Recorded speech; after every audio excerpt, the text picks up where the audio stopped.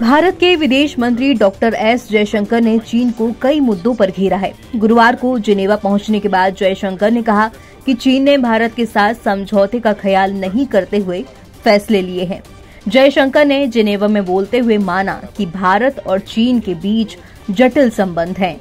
उन्होंने कहा कि चीन ने भारत के साथ समझौते का उल्लंघन करते हुए चीजों को ज्यादा खराब किया है।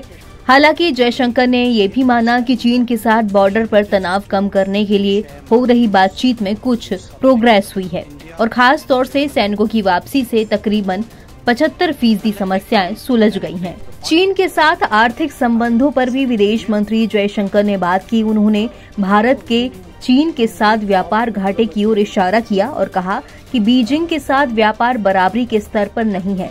जयशंकर ने इस दौरान अगली क्वाड बैठक को लेकर बयान दिया। उन्होंने कहा, हम अमेरिका में अगला क्वाड शिखर सम्मेलन करेंगे। क्वाड शिखर सम्मेलन के अमेरिका में होने की पुष्टि जयशंकर ने की है। सम्मेलन बाइडेन के गृह राज्य डेलावेयर में होगा।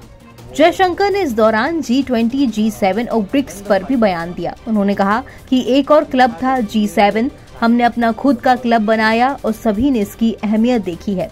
ब्रिक्स के जन्म पर जयशंकर ने कहा कि ब्रिक्स में शामिल होने वाले देशों में बहुत रुचि है। मैं कहता हूं कि जब G20 है तो G7 और G20 है तो ब्रिक्स क्यों नहीं हो सकता। डॉक्टर जयशंकर 12 और 13 सितंबर को जिनेवा में रहेंगे। यहां उनकी कई अंतर्राष्ट्रीय संगठनों के चीफ और प्रतिनिधियों के साथ बैठक होनी है।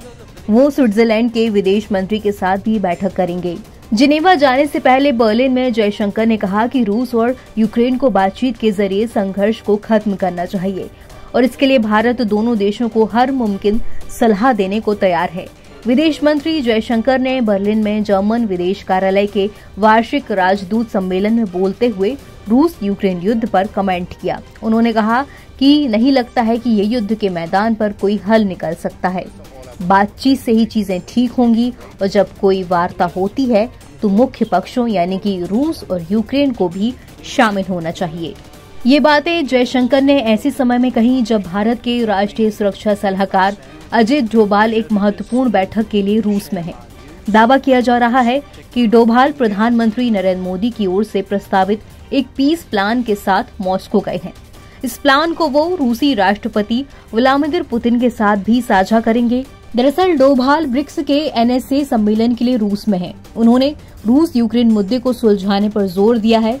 अजित डोभाल ने सेंट पीटर्सबर्ग में ब्रिक्स के राष्ट्रीय सुरक्षा सलाहकारों के सम्मेलन में बहुपक्षवाद कहा कि मौजूदा संरचनाएं आधुनिक खतरों और साझा चिंताओं के संवेदनशील मुद्दों से निपटने में कमजोर साबित हो रही हैं। ऐसे में अगर हमें विश्वसनीयता बहाल करनी है तो बहुपक्षवाद में सुधार करना होगा। NBT ऑनलाइन की रिपोर्ट।